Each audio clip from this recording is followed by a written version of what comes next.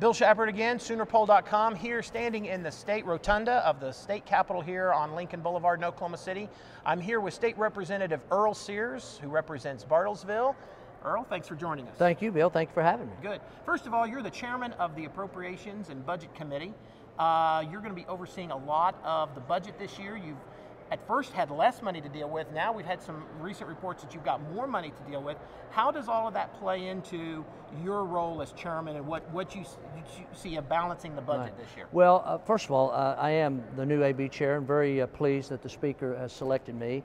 I want to also make a comment before I answer specifically your question, and that is we are very pleased because we were looking at about $1 billion deficit, but with the economy is improving, it's going the right direction, not going as fast as I would like, and our state leaders as well. But the point is, we've cut that $1 billion revenue hole to about $600 to $500 million. So that's very good news. Now, it still develops into bad news because we know we're going to have to continue to cut some budgets and do some other maneuvering. Either we develop some bonds or that we look at some ways of moving some, consolidating some agencies, and that's always when I say a tough issue, it's meaning you and I might think it's great to put these two organizations together, but I assure you there's groups out there that don't think that's a good idea. So, you know, it's the good news, in my opinion, far outweighs the bad in regards to we're going the right direction, but again, we're looking at revenue shortfalls, and we're going to have to continue to look at cutting some budgets.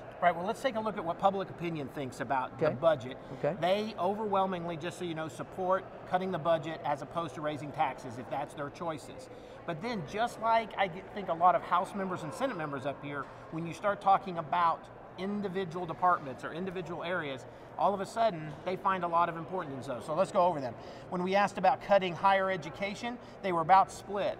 When we talked about human resources, Department of Human Resources, slightly more opposed cutting than supporting it. Same for education, same for the health department, same for public safety.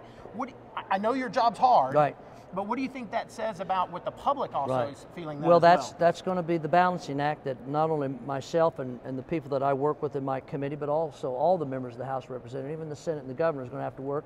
I'm glad to hear those particular numbers. I've heard them in one of your polls. But by all means, we have to understand that the constituents that we represent and serve, we got to take into their thinking. But I also hope that they would remember on our side that we only have so many funds. I concur and agree with those particular stats that you just gave.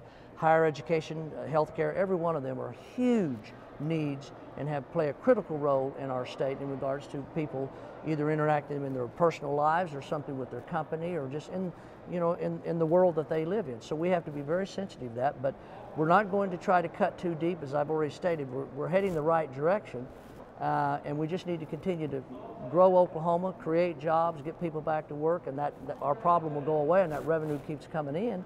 We can go back and making sure that we're adequately funding all these agencies that they're so concerned about us cutting right now. But again, and we're not going to do it by taxes. That's just, I assure you, I will not support a tax increase. My members won't support a tax increase, so we're going to have to do it through budget cuts, but we just need to be conscious and most caring in regards to how we approach and when we go to reducing budgets. You've got 69 other Republicans up here. Correct. More or less this last election was a mandate.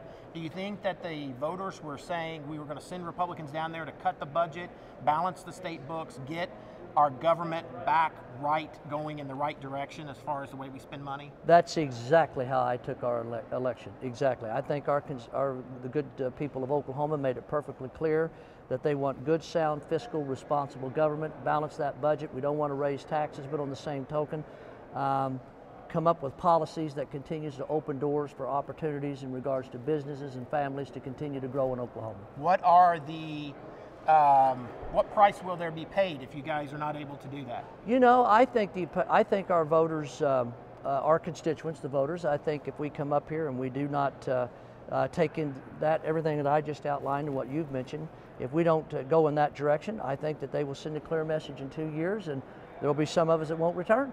Yeah. I truly believe that. Thanks very much for joining us, Earl. Bill Shepard again, SoonerPoll.com. All of our results right here on our website.